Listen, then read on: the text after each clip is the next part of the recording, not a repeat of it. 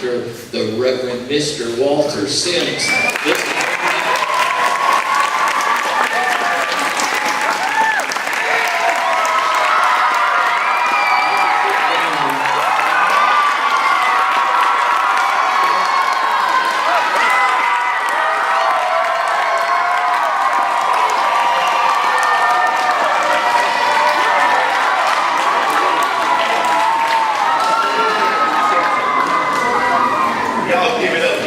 Just let me hear everybody say, woo!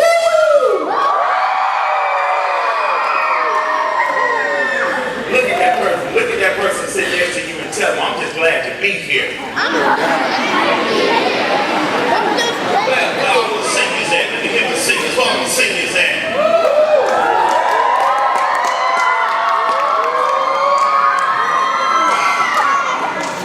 But without my 4-year-old, who did the veil? Who the veil?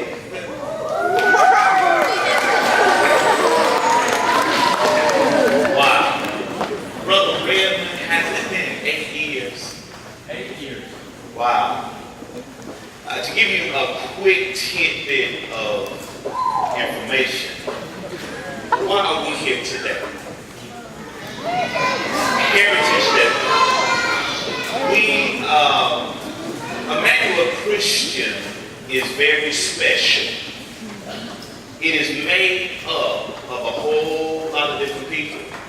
So Brother Redmond and I sat in his office, how can we have a program that'll touch everybody? And we put our brains together, and I won't go into percentage because he's a little bit more than I got. We put our minds together and we came up with Heritage Day.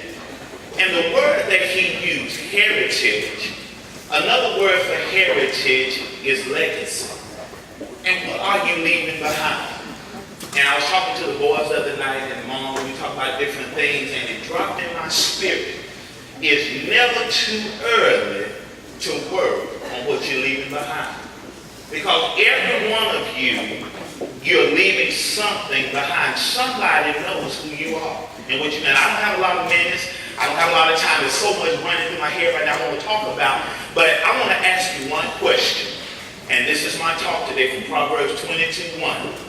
A good name, parenthetically, reputation is better than silver and gold. And this is more important for my singers because they're leaving. And they're getting ready to go off and do so many other things. You're working on your name right now. Whether you believe it or not, somebody is paying attention to you. You might think you're the most insignificant person at a manual Christian school or in Dothan, Alabama, but somebody is paying attention to you. And that is never more evident in my own life. My sons pick up some of the things me and their mother do. I don't preach a whole lot at home. I'm just daddy. I'm just Brother Walter. I'm that guy. I'm the man. Thank you very much. So I don't preach at home. So if y'all wonder if Jonathan and Jordan sit and listen to me preach all the time, I don't preach at home. But they surely watch what I do. So much so one day we got home and Jonathan just looked at me in the eye and said, Daddy, why are you so happy all the time? And I just looked at it and it messed with me, bro. And I thought about it for a second and I simply said, Jonathan, it's a choice. That's one of the things I want to leave with you today. Whatever you do in life, it boils down to a choice. And Mr. B taught my sons this in the 3rd grade. Your consequences dictate your actions, dictate your consequences. And all of y'all, when y'all grew up, you hate getting checked. You got a check today. Jonathan was so good, they just looked at him. He knew he had a check. Jordan knew he had a check. But one question I want to leave with you today, I want you to write it down, you take it to yourself.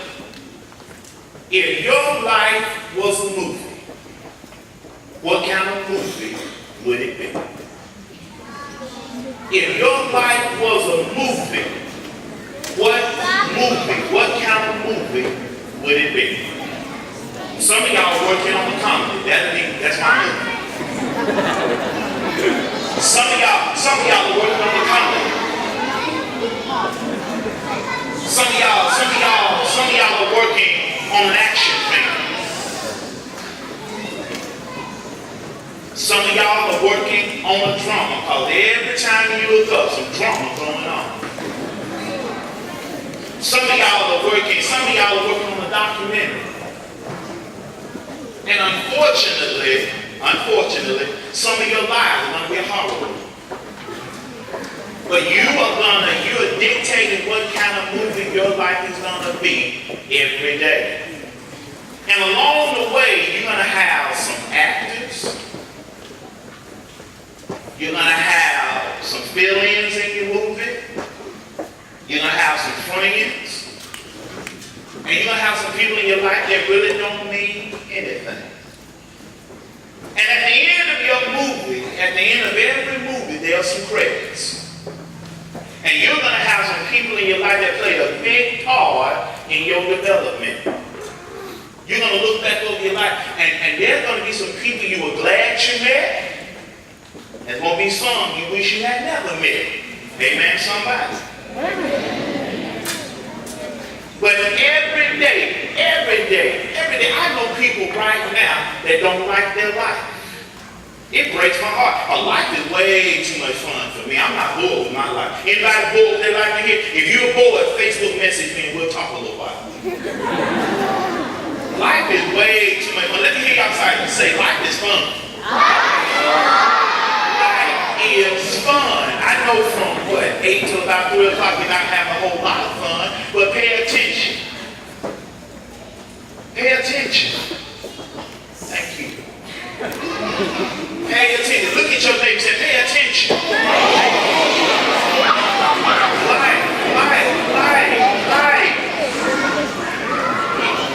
You're leaving a piece of you at this school. Thank you. So these little people are listening to me. I want to tell you this, and I'm about to leave, but I have a few more minutes left. And this is something I teach Jonathan and Joel. As you're filming your movie, be kinder than you have to be. People do ask me, why are you so nice to everybody? Jesus used a parable about sowing seeds. And I like to use this parable. Whatever seeds you sow, they're going to come up one day. If you plant apples, now I'm going to see how many of y'all been paying attention in your science class. If you plant apples, what you going to get in a few months? If you plant grapes, what are you going to get in a few months? If you plant a lemon orchard, what you going to get one day? If you plant cabbage, what's going to come up? Oh, really? Y'all doing some good at ECS. They know what's up. Amen. If you plant turnip greens, what's going to come up? I like that. If you plant corn, what's going to come up? So, that leads me to tell you this. Whatever you plant in the spirit, it's going to come back at you. If you plant hate, guess what's going to come back? So, the converse is true for all y'all in math. If you plant hate and hate going to come up, if you plant love, what's going to come up? Look at your neighbor and say, I give you love, you're going to give me some love back. Come on, somebody. How about your neighbor right there say, I love you? That's what I'm talking about. I'm saying this and I gotta go. I'm saying this and I want everybody to listen to me. I want everybody to listen to me right now. Do I have your attention? Now, when your movie gets finished, and JD and his senior class, they have a project, they have to do a documentary, they film different people.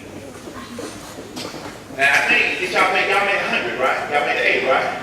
Okay? Now, even though they made an 8 on that project, somebody watched that film and didn't like it.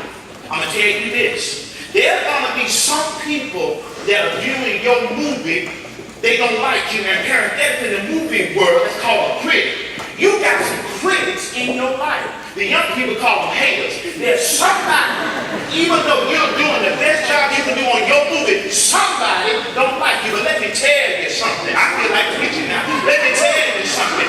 You are not filming your film, living your life, trying to impress folks. I'm open up now. If you don't like me, that's your problem and not mine.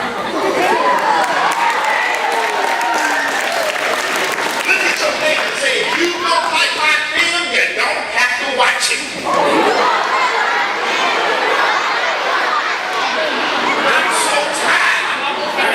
I'm so tired of folks coming to me, paying me money to sit down and help them and pacify them. And I don't like me. I can see it. Don't like me. I don't care. Look at your back. If you don't like me, you got to get over it.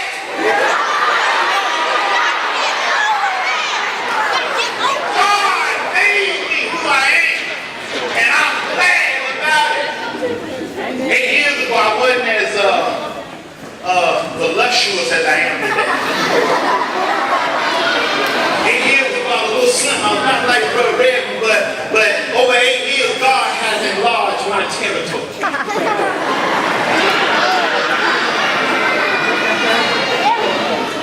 As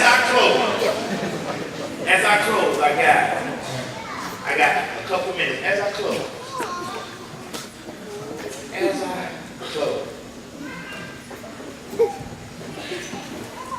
do more loving than you do anything else. When you're busy living your life and filming your family, just love folks, okay? I'm good.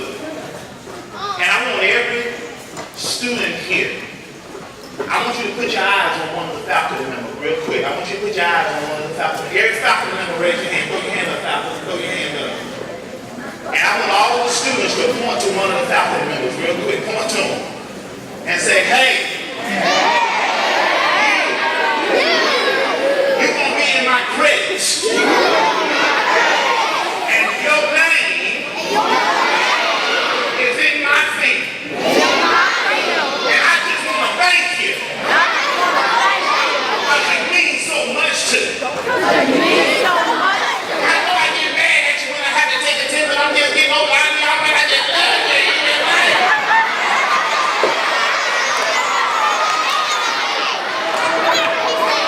Come on, y'all, let's give ECS staff members a hand right now. Come on, real quick.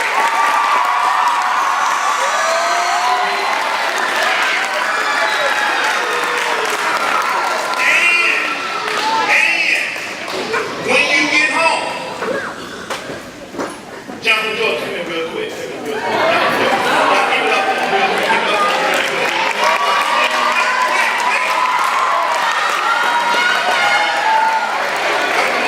I want y'all to publicly come in and give Dad a hug. Give me a hug. I love you, man. I love y'all. All right, bye. When you get home, time you get home, I want you to hug your mom and dad. Time you get home, after I put you on almost nothing, Dr. Sam told me to give you a hug, and I'm giving you a hug because you mean so much that we love you. Like you will be in the prison of our film one day, and Dr. Sam told me to tell you I just love you, man. That's all I got.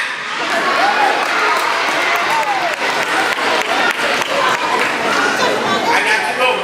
I'm on the time limit. I got 1 more minute. I want every faculty member here to know, from Brother Redmond to Anna Marie to Miss Connie, I want to personally tell every one of y'all, I love you, and you're doing a great job. We're going to put up with 400 plus kids every day.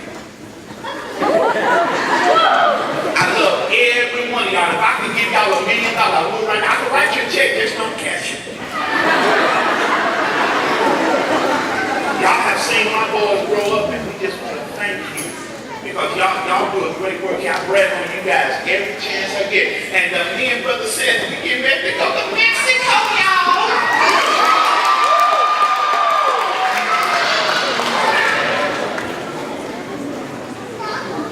Lastly, if I could sing,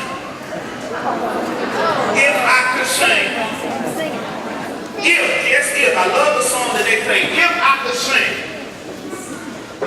I would say something along these lines. There is a language I love to hear. I love to sing in words.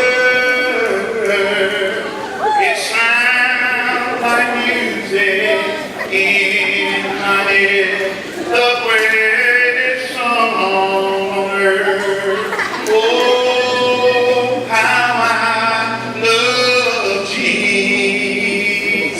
That's all.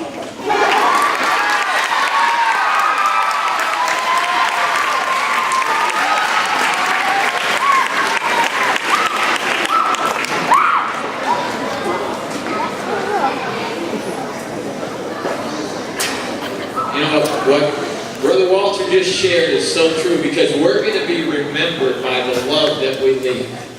And since this is Heritage Day, we want to be sure that the love we're leaving is the love of Christ. Because when people see that love of Christ, they experience that love of Christ, then this world will change.